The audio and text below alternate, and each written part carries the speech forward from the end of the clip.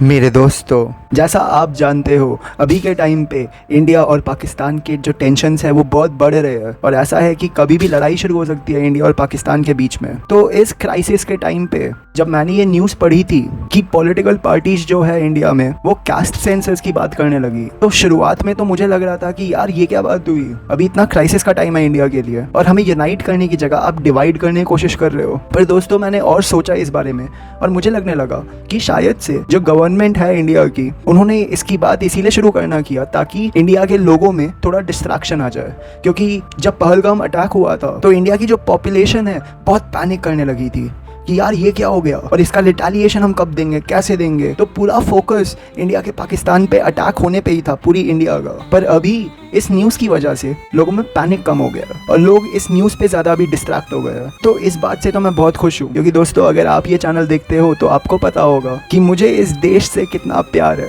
और मैं तो लोगों को ये भी बोलता हूँ कि जब भारत माता की जय बोलने की बात आएगी ना, तो उस लिस्ट में सबसे पहले मेरा नाम नहीं आया तो मेरा नाम बदल देना। तो इसी रीज़न की वजह से मुझे जो कंसर्न अभी है वो है इस न्यूज़ के लेटेस्ट अपडेट पे।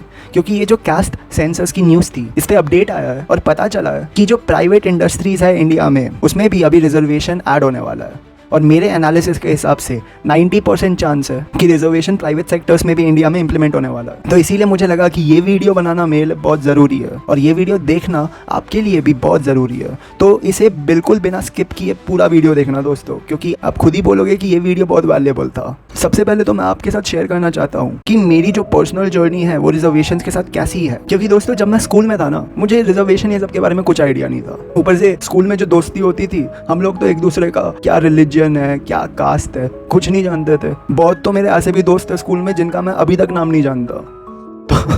तो रिलीजन जानना, कास्ट जानना तो दूर की बात है, क्योंकि दोस्तों यारी दोस्ती में हम थोड़ी ना देखते हैं सब। तो जो असली रिजर्वेशन का इम्पैक्ट है वो मुझे पता चलना शुरू हुआ जब मैं कॉलेज के लिए प्रिपेयर कर रहा था। और मुझे पता है कि बहुत सारे लोग जो आप वीडियो देख रहे होंगे, आपको भी उसी टाइम पे मेन इंट्रोडक्शन आया होगा कि अच्छा तो ऐसा सीन है कि हम लोग ये एग्जाम दे रहे हैं और इस एग्जाम में कैटेगरीज के हिसाब से मेरिट लिस्ट बनती है कि अगर आप जनरल कैटेगरी में हो तो एक सेट कट ऑफ है जो आपको क्लियर करना है। और अगर आप दूसरे कैटेगरी से बिलोंग करते हो, जैसे कि आप अगर ओबीसी कैटेगरी से बिलोंग करते हो या SC ST कैटेगरी से बिलोंग करते हो, तो फिर जो कट ऑफ है मार्क्स में वो कम है compare to general merit student. तो पहले तो मुझे समझ नहीं आता था कि यार ये क्या बात हुई। 1947 में इंडिया की आज़ादी हुई, उससे पहले 400 साल ब्रिटिशर्स का रूल था हम पे, और ब्रिटिशर्स से पहले हम पे मुगल का रूल था। तो ये 500 साल जो हुए उसमें तो हर जनरल कैटेगरी के बंदे को भी एकदम थर्ड क्लास सिटीजन की तरह ट्रीट किया जाता था। तो मुझे समझ नहीं आया कि ऐसा क्यों है कि रिजर्वेशंस में बोला जा रहा है कि जिन कम्युनिटीज जो मार्जिनलाइज्ड है, जिनके साथ पास्ट में बुरा हुआ, उनको अपॉर्चुनिटीज मिलती है रिजर्वेशंस के थ्रू। तो मुझे ये समझ नहीं आता था कि मुझे लगता था कि इस लॉजिक से तो हम सब लोग मार्जिनलाइज्ड हुए। पर बाद में मुझे पता चलना शुरू हुआ कि जब इंडिया से पहले जब भारत एग्जिस्ट करता था तो उस टाइम पे अनटचेबिलिटी ये सब का कॉन्सेप्ट हुआ करता था, जहाँ पे बहुत लोगों को एकदम मिसरीड किया जाता था क्योंकि उनका कास्ट कुछ और था। तो ये सुन के तो मुझे भी इन लोगों के लिए बहुत सिंपैथी हुई कि यार ये तो बहुत बुरा है। और स्पेशली जब मैं अपने कॉलेज में गया और मैंने अपने कॉलेज में भी हर तरह के दोस्त बनाए ऑल ओवर इंडिया से, तो मैंने ये ऑब्जर्व किया कि मैं तो आया था जनरल मेरिट से, क्योंकि मैंने एक एग्ज़ाम दिया था KCET का और उसमें मेरी 2000 अंक आई थी। लगभग 3 लाख 4 लाख स्टूडेंट्स वो एग्ज़ाम लिखते हैं। तो उन स्टूडेंट्स में जब मैंने टॉप किया था अपना CBSE बोर्ड और मेरी रैंकिंग 2000 आ पाई, तब मुझे अपॉर्चुनिटीज़ मिल पाई अपने लाइफ को इम्प्रूव करने के लिए। तो मैंने ये नोटिस किया कि जो मेरे SC ST स्टूडेंट्स दोस्त थे, उन लोगों की रैंकिंग कुछ 70,000 80,000 1 लाख से भी बात की थी, पर उनको भी मेरी सेम क्लास मिली हुई थी। तो इनके लिए तो मैं बहुत हैप्पी था, क्योंकि इनके लाइफ में मैंने ऑब्जर्व किया था कि ये इनकी फैमिली कंडीशंस बहुत पुअर थी। तो अगर रिजर्वेशन एग्जिस्ट नहीं करता तो ये जो मेरे दोस्त बने, ये लोग कभी भी मेरे कॉलेज में नहीं आ पाते, इनको कभी भी वो अपॉर्चुनिटीज़ नहीं मिल पाती जिसकी मदद से ये अपने फैमिली की लाइफ बेटर कर पाते। क्योंकि अभी तो इनको अपॉर्चुनिटीज़ मिली रिजर्वेशन के थ्रू और इसीलिए ये अभी अपने लाइफ में मच बेटर कर रहे हैं। तो इसीलिए दोस्तों कॉलेज के टाइम में मुझे याद है कि मेरे को रिजर्वेशन के लिए खुशी होती थी कि ओके समझा कि मेरे को एक्स्ट्रा मेहनत करनी पड़ी, पर कम से कम ये जो मेरे दोस्त है इनको तो रिजर्वेशन के थ्रू अपॉर्चुनिटीज मिली। तो उस टाइम पे मुझे लगता था शायद से अभी कुछ साल और ऐसा होगा, पर उसके बाद जो रिजर्वेशन का कॉन्सेप्ट है कॉलेजेस को सिलेक्ट करने के लिए, वो बंद हो जाएगा और फिर सबको अपॉर्चुनिटीज मिल पाएगी मेरिट के बेस्ड पे। तो मेरी ये थियरी थी, पर अभी न्यूज के हिसाब से मुझे पता चला कि रिजर्वेशन एक्चुअली अब प्राइवेट सेक्टर में भी अप्लाई हो रहा है। तो दोस्तों मैं पहले ही आपको बता देता हूँ, जो भी मेरे SC ST OBC बॉयज है जिनको भी इन प्राइवेट कंपनीज में रिजर्वेशन के थ्रू अपॉर्चुनिटीज मिल रही है, उनके लिए मैं बहुत हैप्पी हूँ, क्योंकि वरना इनको और भी बहुत ज़्यादा हार्ड वर्क करना पड़ता, पता नहीं सक्सेस हो या ना हो। एटलीस्ट प्राइवेट कंपनीज के रिजर्वेशन के थ्रू इनको कुछ तो मौका मिल पाएगा और ये कुछ कर पाएंगे अपने लाइफ में। तो इनके लिए तो दोस्तों मैं बहुत हैप्पी हूँ होल हार्टेडली। पर दोस्तों जो मेरे जनरल स्टूडेंट के बॉयज़ हैं ना, जो अभी फ्यूचर में अभी स्टूडेंट्स बन के आ रहे हैं, कॉलेजेस का एग्जाम देने वाले हैं, कॉलेजेस में एंटर कर रहे हैं,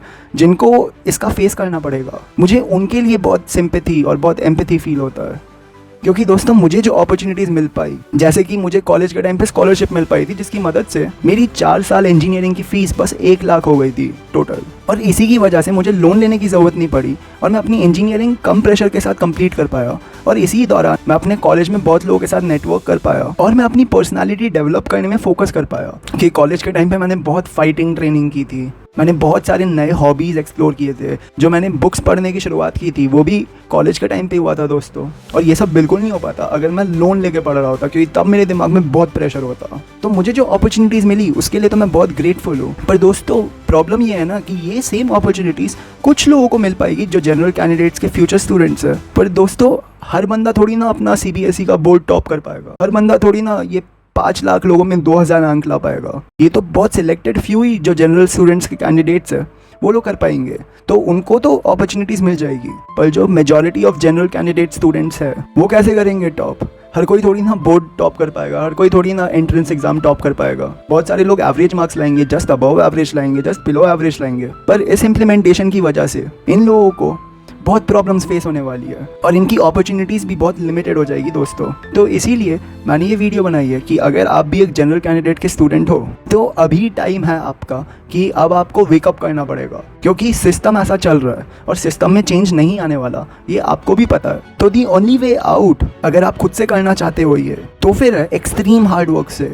मतलब कि सब लोग 10 घंटे पढ़ते हैं, पर आप जनरल कैटेगरी के स्टूडेंट हो तो आपको 15 घंटे रोज़ पढ़ना है कम से कम। तो ये तो अप्रोच है अगर आप इंडिविजुअली करना चाहते हो। जो दूसरी अप्रोच है जिससे आप अपने लाइफ में अपॉर्चुनिटीज़ क्रिएट कर पाओगे, वो है हमारा ब्रदरहुड ज्वाइन करके। क्योंकि दोस्तों आपको तो पता होगा कि इस चैनल पे मैं यूनिटी, ब्रदरहुड, लव, इन 3 पिलर्स के बेस पे कंटेंट बनाता हूँ। क्योंकि मेरा मानना ऐसा है ना कि अकेले तो हम बहुत कम लोगों की हेल्प कर पाएंगे, पर अगर हम सब लोग इकट्ठा हो जाए और हमारी जो भी लाइफ एक्सपीरियंसेस है, लाइफ मिस्टेक्स है, लाइफ टीचिंग्स है, फाइनेंसेस पे, फिटनेस पे, कैरियर पे, हम सब वो एक दूसरे के साथ शेयर करें। क्योंकि ऐसा भी होगा कि बहुत लोगों को आपका ही समझो कोई बिजनेस है और आपको कोई चाहिए अपने बिजनेस में काम करने के लिए, तो आप भी हमारा जो ब्रदरहुड है उसी से लोगों को डायरेक्टली रिक्रूट कर सकते हो। या फिर अगर आप ऐसे हो जिसको जॉब की ज़रूरत है और कोई और हमारे ब्रदरहुड में ऐसा है जिसके पास वो जॉब है और वो ढूंढ रहा है किसी को काम करने के लिए, तो आप उससे नेटवर्क कर सकते हो, जिससे आपको वो अपॉर्चुनिटीज़ मिल जाएगी। क्योंकि दोस्तों मैंने लाइफ में बहुत सारे लेसन सीखे और जो सबसे इंपॉर्टेंट लेसन है ना मेरे हिसाब से